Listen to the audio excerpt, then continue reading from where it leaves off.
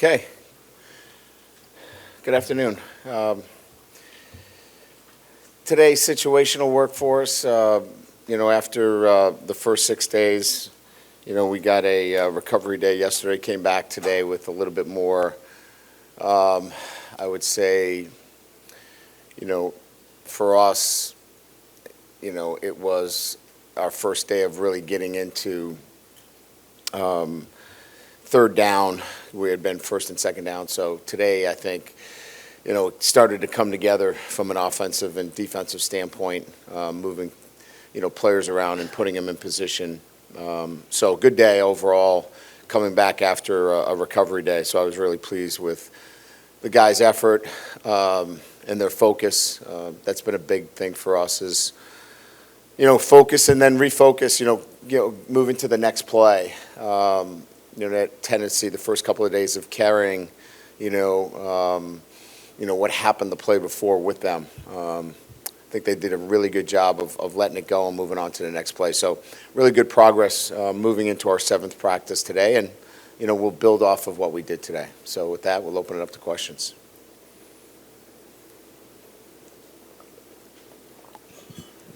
Brian, what's Garrett Nussmeier's status right now, and how does that affect the reps the way y'all divvy that up, the quarterback reps?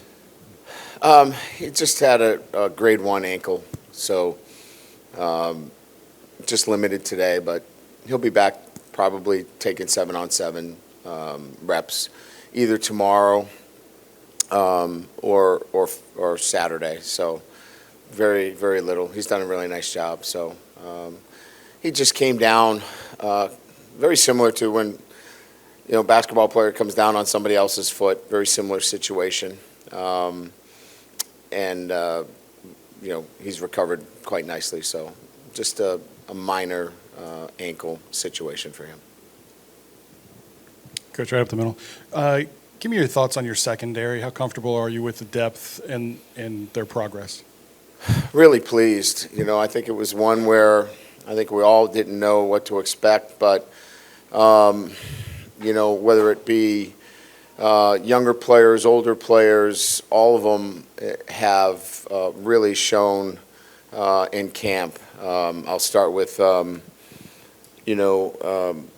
Cody Dickerson, coming in and, really showing himself from McNeese State as somebody that can compete for us right away. And then Jalen Davis-Robinson, a true freshman who's out there competing at a high level. And then, Seven Banks is now, cleared for 7-on-7, and we see what his ability is. We didn't have Jarek, Bernard Converse in the spring. Now he's out there.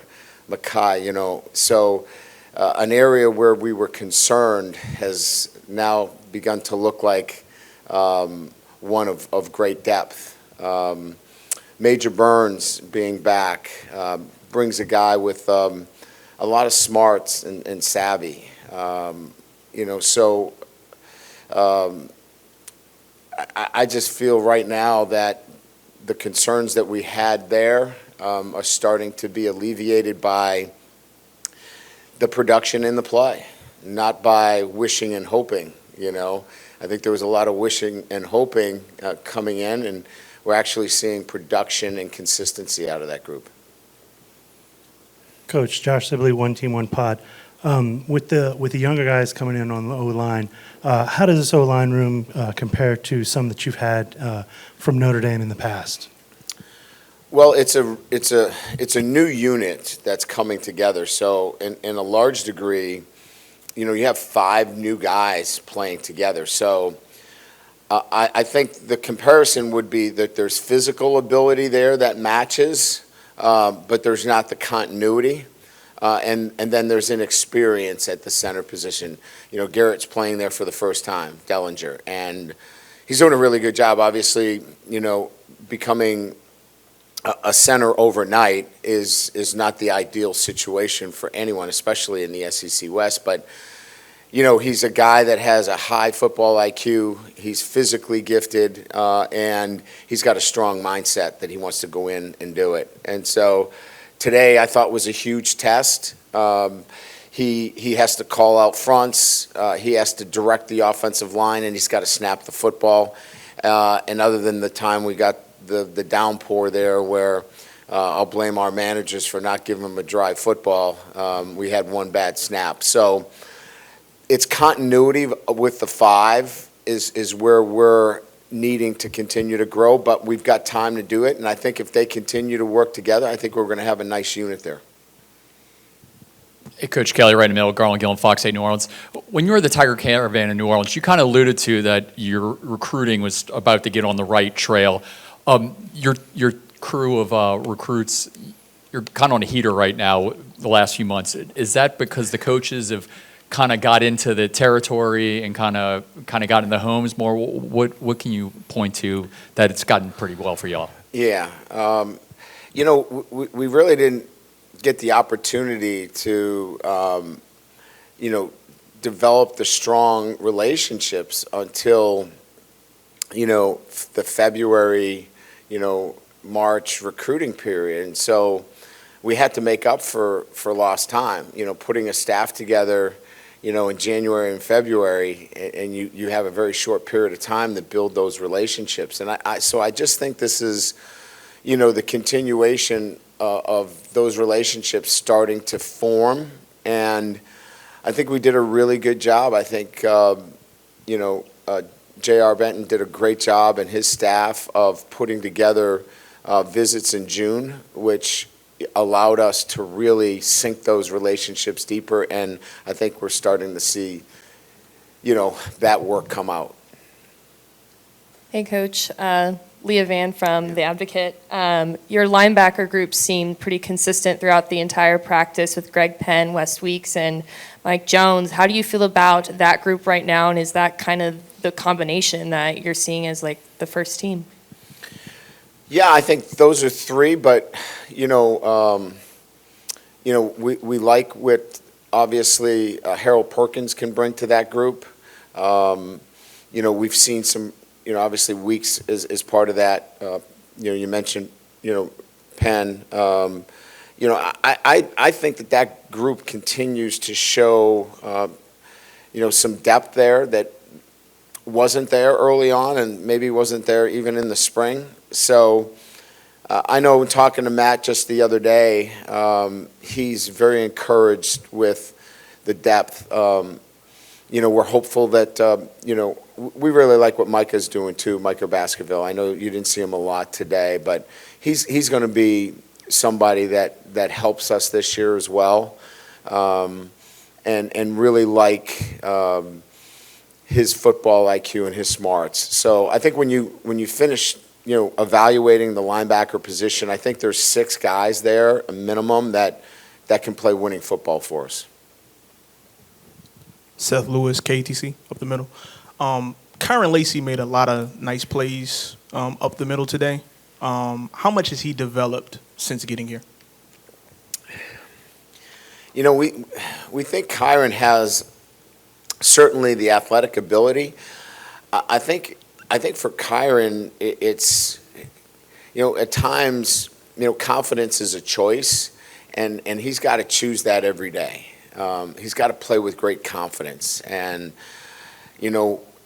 we can't play with confidence for him. He's got to do it himself, and we really think he's a great player. And some days he doesn't bring that same mindset every day, and we just need to encourage him to choose confidence every day. And if he does that, I think he's going to have a great season for us. Brody Miller with The Athletic. I guess the question is, should we take anything from the fact that Daniels took most of the first team reps today, that maybe there is any separation going on, or not yet? Not yet, no. I think that you have a very competitive situation still going on. As we mentioned, Nuss would have been in there taking, first team reps as well. Miles continues to, Miles is as effective and as smart as any quarterback. And Walker Howard, he continues to, for a freshman, amaze me in terms of what his knowledge base is and the strength of his arm. So, no, we're not ready to kind of change our thought process relative to who's getting what reps at this point. Shock Deuce, WAFB TV. Coach, Brian Thomas made a big play, bomb from Brennan, I believe. How is he coming along in his second year, and what kind of weapon can he be in this offense for you? He'll be a contributor. He needs to be a key contributor. There's a difference between a contributor and a key contributor in the sense that, as I look at it, the consistency of performance has to be such that he can step in and be a starter for us. I think at times, he still thinks he's a freshman, and he's not anymore. And we need for him to understand that it's time for him to go in there and think like a starter. And that's maturation, and he's getting there. We like his work ethic. He's very, very strong. He's actually, when we look at our numbers in terms of strength in the weight room, he's one of our strongest players. It's amazing what his raw physical ability is. Sometimes this is just a matter of maturation and coming along and actually probably making a play or two in an SEC game. And once he does that, I think you'll see this continue to grow. Hey, Coach, on your left, Matthew Bruner here. You mentioned before that you want to have a tight end on the field for most of the snaps in your offense. Was there ever a thought when you got here or over the summer, maybe being more spread and just taking advantage of a lot of the receivers that you had, or just how did you approach that challenge? I'll do whatever is necessary to move the football based upon the personnel that we have. I think my preference would be to have a tight end in there, because I still believe that, that surface allows you the best opportunity to be effective in running the football. But I've operated offenses out of, a 5 wide and 4 wide spread set. Having said that, probably one of the biggest pleasant surprises has been, Mason Taylor. He's ready to help us win this year. He's going to play for us, and he's been outstanding. I feel so much better about that position because of his presence and the way he's shown himself. I mean, I think, we talked about Cody Dickerson, in terms of what kind of presence he's made as a transfer. I think Mason would be too, and probably Jalen Robinson. Those three would probably be the 3 biggest surprises in terms of how they've impacted camp for me. And Mason will obviously help us a lot. Hey, Coach, Jace Lejeune from Gridiron Football. Being around the coaching staff that you assemble, what was it like to see those guys, being with their position groups, and just constantly just be teaching these guys? Yeah, I think we have great communicators, great mentors and teachers, and they all, you get a chance to see them during, these periods, because it's not just about sitting in the classroom. They have to go out and teach effectively for each person, because they all don't learn the same way. They learn better by walkthrough. They learn better by visually seeing it, and some better on the whiteboard. So it gives me an opportunity to see how they teach and interact. So it's for me, with this being my first staff at LSU, it gives me a great opportunity to watch them work with their position groups and be able to interject and be there for them if they need any assistance. Okay. Hey, Brian. Defensive line, how critical, obviously it's very important. How critical a building block is that to a team to be successful, and how good do you feel about where you guys are with your talent and depth at that position? Yeah, I think, a couple of things. I think there was a little bit of concern on the edge. I think we felt really good about the defensive tackle position and the big end position, starting with Roy and Smith, obviously feeling really good there. And then, building out with Ali Gay, that right there is a very formidable group. BJ, playing the jack position, we wanted a little bit more flexibility, and Desmond Little has had a really good camp for us. And that's given us, a big lift, because we were considering maybe that we would have to look at maybe Ali Gay playing, both positions and giving us a little bit more. But I think with Desmond playing really well at that jack position, it allows us to solidify, that group. And now it's just a matter of continuing to build the depth. It's a group that we can build consistency with earlier than, say, the offensive line. And I think we all know that in this league, the ability to control the line of scrimmage is going to be paramount to our success. And so, obviously, we're a little bit ahead on the defensive line, but we're making some progress on the offensive line.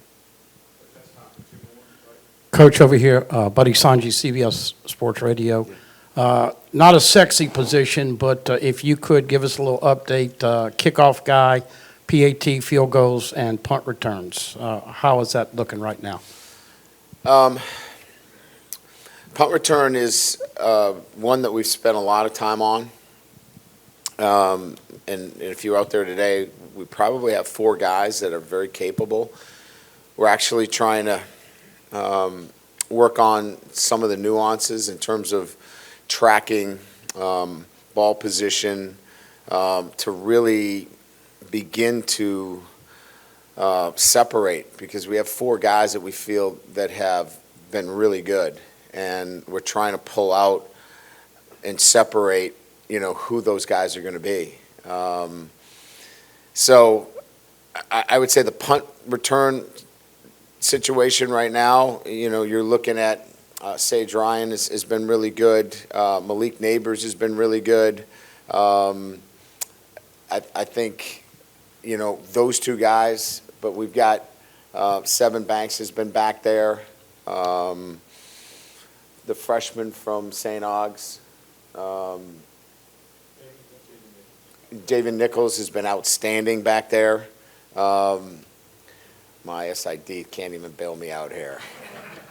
He just ducked his head. He's like, oh, I'm going to make him carry a roster from now on. But he's been really good. So we're at that point where we're trying to separate. We've run kickoff coverage one time. Tomorrow we go and we'll start to kind of solidify that position in terms of kickoff return. And we'll have 2. One that can field the ball and fair catch, because that's a new dimension in it. And one that will hit it and go, right? Because even the blocking schemes are a little bit different because you can't wedge anymore. So we'll have 2 guys back there. We'll start to kind of build on that tomorrow. The punting situation, I think Jay Bramlett's kind of put himself in a really good position as to being the starting punter, but we'll continue to see that. And then field goal extra point is still a very competitive situation. We think that's wide open on this day, day 7. Coach Ed Daniels from New Orleans. Coach, in the past here, those openers have been, against good teams, have been real barometers as far as how the season turns out. Do you think that those are critical as you try to sell your program, not only to everyone, that you put your best foot forward in something like that, or do you think that's a little overstated? I always think that the opener is a little bit overstated in terms of what your team looks like moving forward. They're all important, right? Winning a championship requires you to win those games, right? But I think it's how you play, in the opener that's more important. It's how you play, and you want to win the game. There's no doubt about it. That's absolutely crucial. But I think it's how you play the game that's most important. And that, to me, has always been the barometer for what your team will look like as you move through the season. I think I get a better sense in that opener about how you play the game as to how you finish the season than what maybe the scoreboard looks like at the end of the day. Great. Oh, yeah, we've got 3 graduates that I wanted to give credit to. working through this transition that we've had. It has not been an easy year in many, many respects, but we've got Ali Gay that's graduating tomorrow, Dre Jenkins, and then Nick Storrs who's gone through a very difficult, injury situation, and he's going to be getting his master's. So I'd just like to point out those three guys that have achieved some success academically. So appreciate that. Thanks. Appreciate it.